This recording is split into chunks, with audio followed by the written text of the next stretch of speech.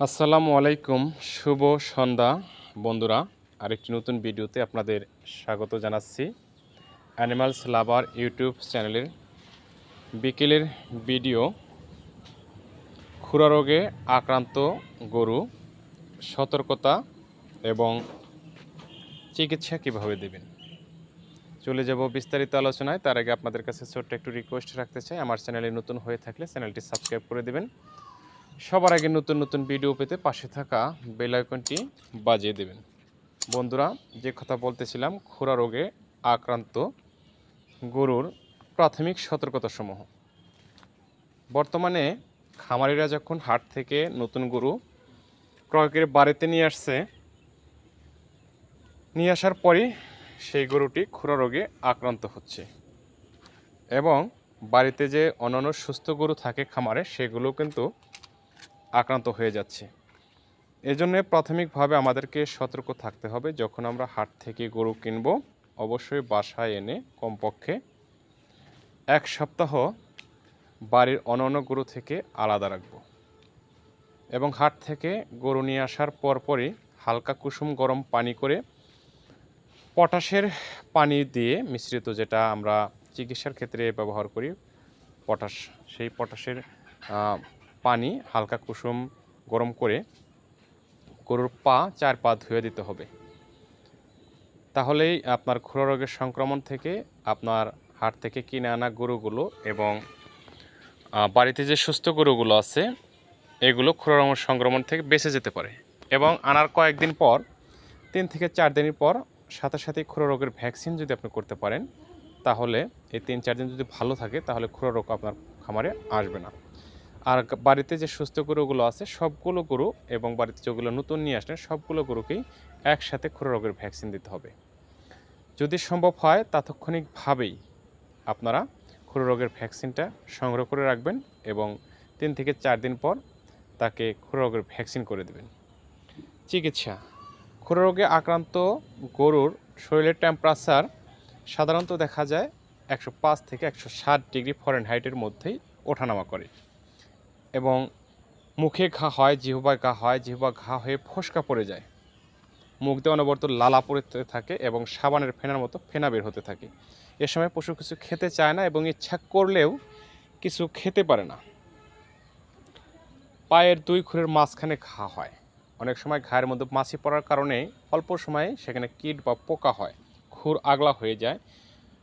তীব্র মাত্রা আক্রান্তর ক্ষেত্রে অনেক পশু চিরদিনের জন্য ল্যাংড়া বা খোঁড়া হয়ে যায়। গর্ভবতী গাভী অ্যাবর্শন হয়ে যায় এবং দ্রুত মাংস উৎপাদন কমে যায়। অতি তীব্র মাত্রায় আক্রান্তর ক্ষেত্রে অনেক পশু মারা যেতেও দেখা যায়। চিকিৎসার ক্ষেত্রে যখন আক্রান্ত হয়ে যাবে, প্রথম থেকে ইনজেকশন অ্যান্টিহিস্টা 100 কেজি দৈহিক ওজনের জন্য 8 থেকে 10 ml গভীর মাংসে 3 থেকে 5 দিন কন্টিনিউ করতে হবে। তবে 5 দিন কন্টিনিউ করলেও সবচেয়ে ভালো হয়। এক্ষেত্রে যেহেতু জ্বর থাকে, জ্বরের কারণে জ্বর ব্যথানাশক ইনজেকশন ফেভিনিল গভীর মাংসে 3 থেকে 5 দিন কন্টিনিউ করতে হবে।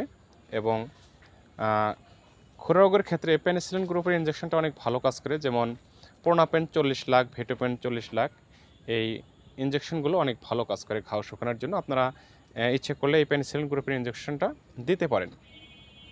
এই ইনজেকশনটিও 3 থেকে 5 দিন কন্টিনিউ করতে হবে।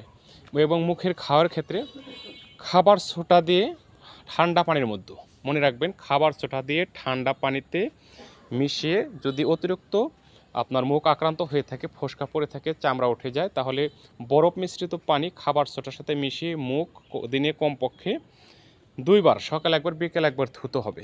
এবং এফএমডি যে পাউডারগুলো আছে 100 কেজি দৈহিক ওজনের জন্য 5 থেকে 10 গ্রাম গুড় বা লালি বা মধুর সাথে মিশিয়ে সকাল বিকাল মুখ ধোয়ার পাশাপাশি লাগাতে হবে।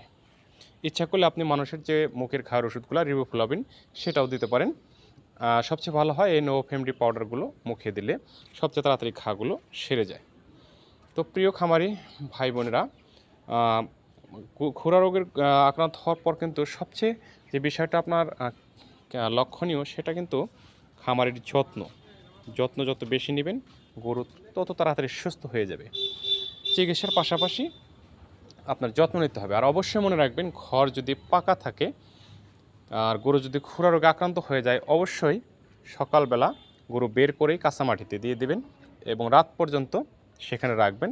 রাতে যখন ঘরে গরু রাখবেন তখন আপনি একদম গরু ঘরে রাখবেন, কিন্তু সকাল থেকে সন্ধ্যা পর্যন্ত আপনি কাঁচা মাটিতে রাখলে খুরা রোগটা খুব তাড়াতাড়ি ভালো হয়ে যাওয়ার সম্ভাবনা থাকে। কিন্তু যদি পাকা ঘরে রাখেন তাহলে সেটা স্বাভাবিকভাবেই সারতে অনেক দেরি হয়ে যায়। তো বন্ধুরা, ভালো থাকবেন, সুস্থ থাকবেন। আপনার খামারের সুস্থতার জন্য নিয়মিত কৃমিনাশক ঔষধ খাবেন, টিকা বীজ ব্যবহার করবেন। অসুস্থ হলে সুস্থ পশু থেকে আলাদা রেখে আপনার কাছাকাছি অভিজ্ঞ পশু চিকিৎসক অথবা আপনার নিকটস্থ উপজেলা প্রাণী সম্পদ দপ্তর ও ভেটেরিনারি হাসপাতালে গিয়ে যথাযথভাবে বিশেষজ্ঞ স্যারদের পরামর্শক্রমে চিকিৎসা প্রদান করবেন। আবারও আপনাদের প্রতি কৃতজ্ঞতা এবং ভালোবাসা রেখে এখানে শেষ করছি। আল্লাহ হাফেজ।